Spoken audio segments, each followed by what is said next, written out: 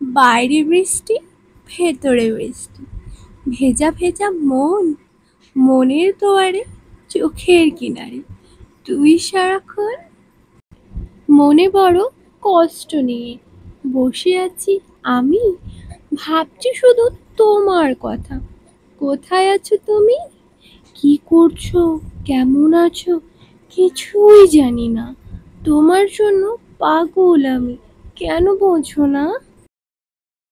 ফুল লাল, পাতা সবুজ, মন কেন এত অবুঝ? কথা কম, কাজ বেশি, মন শুধু চায় তোমার কাছে আসি।